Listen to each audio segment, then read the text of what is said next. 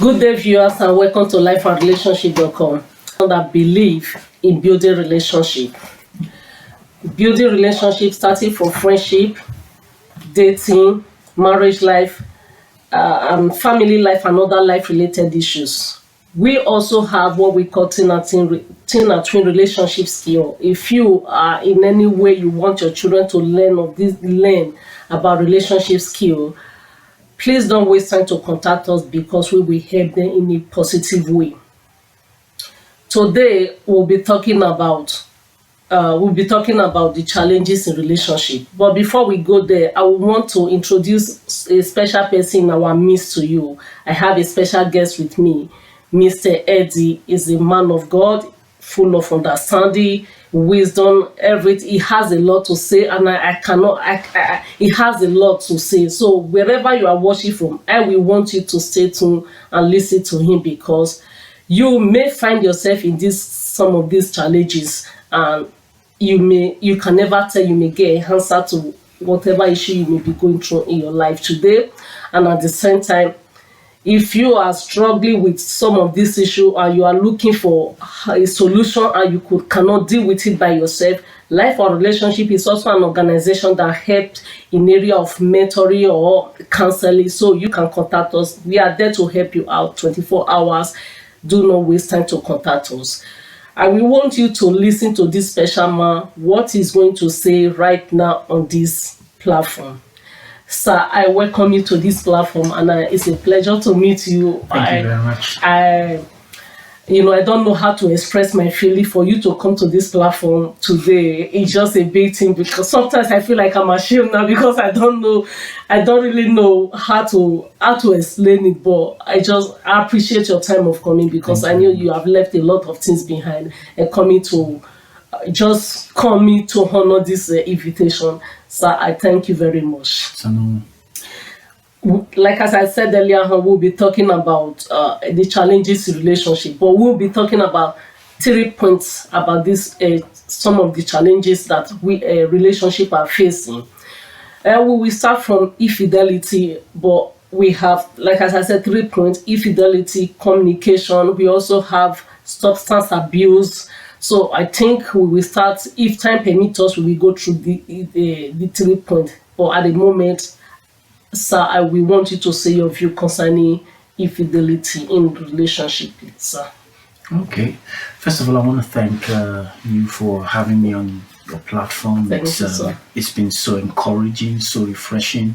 Yes, like I said just before we came on air, having a platform like this to be able to help mentor and train people, because relationship is not just a ride in the park. It's people need to learn how to relate. Yeah. There are rules of engagement, and if people will apply themselves to such rules, I believe we will have much better and fruitful relationships as we engage with one another. We will have less conflicts, less. People will learn to be patient with one another, learn to tolerate one another, learn to love one another, learn to accept one another at whatever level they are, and develop and grow up, in their relationships. Anyway, coming back to the topic on hand, infidelity. Like I said just before the prelude, I said that marriage, because when we talk about infidelity, we're talking about infidelity within the spectrum of marriage. Yeah. And like I said, marriage was never man's idea. Okay. Marriage was originated from God. If you read, because if you go back to the book of Genesis, you'll notice that when God gave the first man that he created, Adam, certain instructions, the first thing he told him, he said, be fruitful, have dominion, and replenish the earth. And you notice Adam was doing this. Yeah. Adam was doing it. I mean, he got so engrossed in in what he was doing, his line of duty. Yeah. But you will notice that it was God who now told Adam that it is not good for man to be alone. Yeah. If you notice, Yes. it was never man's idea. Man never came up with man. He never even knew that he needed a companion. He never even knew he needed a helper or he needed a friend. He was so comfortable with what was going on at that time. Yeah. And it's such that when he brought the person that came out of him, which he called woman in literally means a man with a womb. Yeah. That's what it simply means. When he brought the woman to him, it was actually the one from within him that called that person woman. He said, "For this is the bone of my bone and the flesh of my flesh." It means that there was this connection within both of them. Yeah. And you see, marriage was never meant to be a place where there was unfaithfulness or there was suspicion. That was never the plan. Okay. That was never the plan from the very beginning. Of course, we know that it was the enemy that began to sow these seeds of deception and lying and scheming into this institution called marriage. Yes. That's why if you read the book of I think if it's the book of Hebrews, it says that marriage is honorable. Even God calls marriage an honorable thing. There's something that's of weightiness that is attached to marriage. He said that marriage is honorable when the bed is undefiled. He's talking about the bed of intimacy, the bed of fulfillment. It's a place where two become one. But he says that it is honorable when it is undefiled, when there's no blemish in marriage. And that is what has, and when you now introduce that kind of thing into marriage, it destroys the very fabric of marriage, because marriage is built on faithfulness, is built on trust. Those are the bedrocks of true marriage, and honor. Those are the things that make up true marriage. Marriage as God designed it from the very beginning. So where is this idea of going out to meet with somebody, having a outside girlfriend and all that, cheating about each other? Because the thing is, it's even common now that it's no longer just the man is doing it, even the women. Before, it used to be a forbidden thing for woman who is in the who has married to leave his husband to go and cheat. It always be the thing of men. But these days, it's like an equal. If you do it to me, I'll do it to you. And it's become common, and there is no longer fear of God. There is no longer culture. And it's just like, so I am saying that if marriage continue like this, and the relationship continue like this, I don't think in future, maybe 10 years, 20 years from now, I don't think there will be marriage. So where is this cheating on one another, where is it coming from? Like I said, going back to the book of beginnings, we notice that marriage is sacred. Yeah. Marriage is holy. Yeah. When we do it God's way. Yeah. Because there are rules of engagement. But as long when you introduce a lie into what is the truth, what will happen is that you will have a situation whereby there will be how do I put it? There will be falseness. That's the word to use. There will be falseness about the whole thing. Yeah. Because like I said, in the beginning it was not so. In the beginning, I mean, when I'll give you an example. When Moses, the Bible says that because of the hardness of their hearts, I think that's another reason why we have a lot of infidelity. People's hearts have been hardened because of sin. Yeah. Sin actually is the very bedrock for the reason why we have infidelity in marriage. Because marriage is not meant to be. It's meant to be enjoyed when we do it God's way. Yeah. It's meant to be a place of satisfaction, because that's where God has designed for both parties to be fulfilled in marriage. Yes. But when you start resorting to things that are outside what the original purpose of which it has been designed, that is what you get. That is what you get. Because one, marriage is a covenant. Yeah. Marriage is holy. You see, I'm using the words that God said. Yeah. As God designed it. Because there's a saying, they'll say, when you don't know the purposes of a thing, you will abuse it. And that is why we have so much abuse in marriage today. Because people don't really understand what the purpose of marriage, why did God institute marriage? Marriage was never man's idea. You get what I'm saying? Yeah. So we need to start from that very foundation, because the Bible says in Psalm, I think it's in Psalm 11:3, it says, if the foundation be destroyed, there is nothing the righteous can do. So if your very foundation is destroyed, the fabric and the very foundation of marriage is destroyed. I think that reminds me of when you talk about people don't understand the purpose of marriage. It reminds me, and it's just opportunity for me to say that by the grace of God, I think my book will be coming soon, and I think that's something also inside the book that I've written about the purpose of marriage, because when you actually know the purpose of it, you will know how to handle it well. And many people don't understand that marriage is a purpose, and there's a purpose attached to it. Exactly. There's purpose attached to marriage, and that's why when we don't understand the purpose of marriage, we misuse it. It's misused. You know, a lot of people say, okay, I don't want to be single, or maybe because of my sex drive, I just want to find the next person and I attach to, and all of a sudden they discover that, you know, it wasn't what they expected. And that's because they went into that union without understanding and without knowing the purpose for which they entered into the union. Exactly. The major thing is just they don't know the purpose. And then when they do that, when they go into that purpose, because they now find out that was not really what, that it now leads to infidelity, it now leads to the unfaithfulness. They start looking for, you now have what we call marital affairs, which becomes the norm of the day. Which becomes the norm of the day. Because they have missed the primary purpose. Yes, they've missed the primary purpose. Because a lot of people went into that relationship, it could be for the sake of money.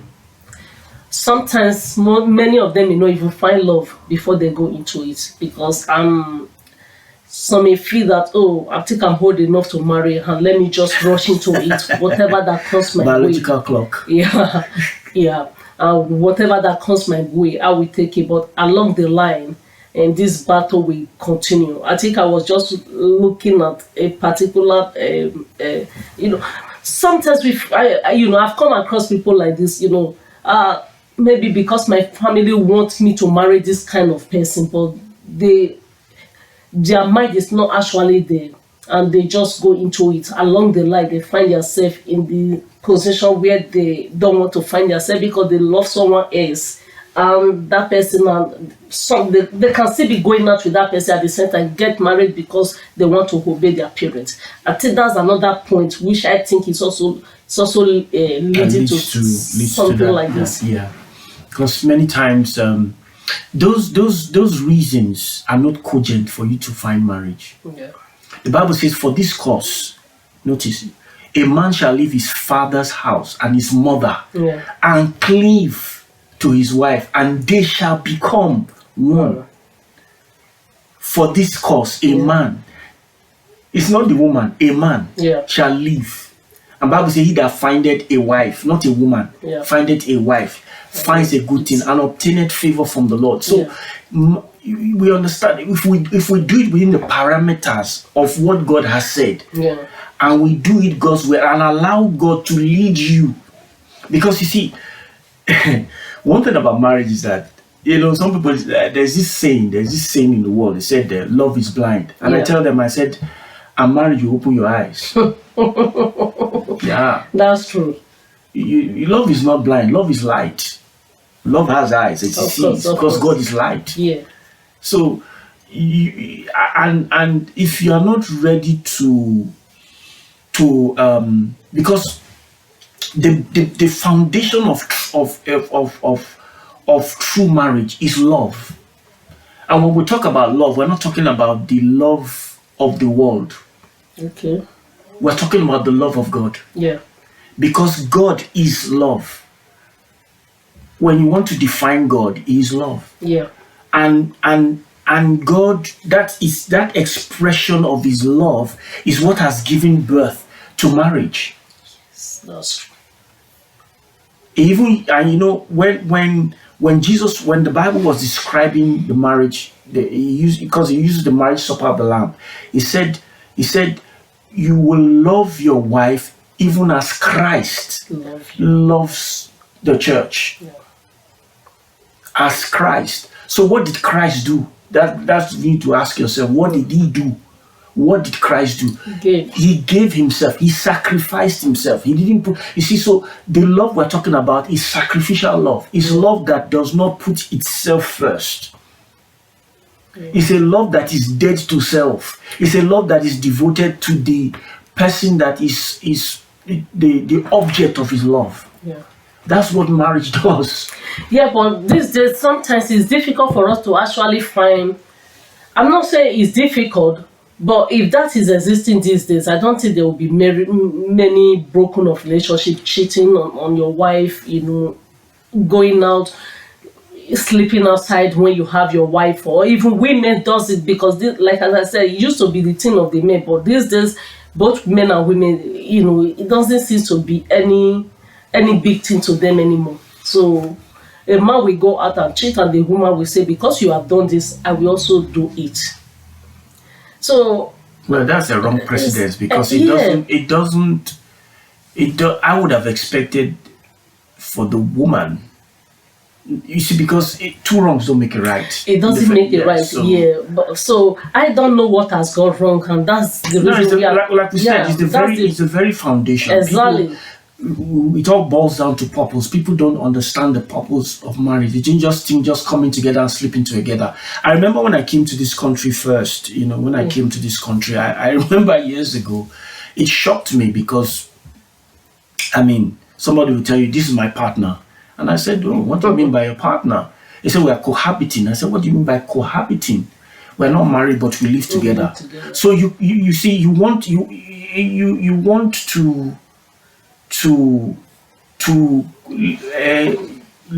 enjoy the benefits of marriage without being committed to each other. It doesn't work. It's hard. It doesn't work. Yeah. So that's what has built. Those are the things that have built to this issue of infidelity. Yeah. And has given people a wrong view and a wrong precedence. Exactly. And has become the norm of the society. And it is not. And it's spreading wide. Yes. That's the thing. And it's destroying the very fabric of society. Exactly. So yeah. So that's what I said. Say even if care is not taken, 10 years, 20 years from now, it will be difficult to see marriage. Well, there are still people who still believe in the yeah, but if it continues like this, you know, generation has come in, and the generation that is coming, that's why we need to hold fast to those tenets of marriage, and through our lives, through our lifestyle, and for me to believe that marriage works, marriage ordained by God works. Thank you very much, sir. I think this is a very good point, because, like as I said, the reason why a lot of people going through issues in their relationship, one, they miss the primary purpose of relationship. There is no understanding of what relationship is all about, and if you do not understand what you are holding, you may not be able to use it right. And this is what a summary of what Mr. Eddie is telling us. So I will want you to if you find yourself in this category, maybe you are struggling with infidelity, or it's a struggle for you, or you are one way or the other, it is a battle that you are battling in your home, and you want to find out the reason, or you want to work on it, because even though a mistake has been made, it can still be rebuilt, which forgiveness and all that have to come. So if you really need to talk more about that, please don't waste time to contact us. We want us to move forward to the next point at the moment. Thank you, sir, for your view. I really appreciate your. Thank you very much. That's a very good point, because the purpose is the key to every positive relationship. Yeah. Thank you, sir. Thank you very much.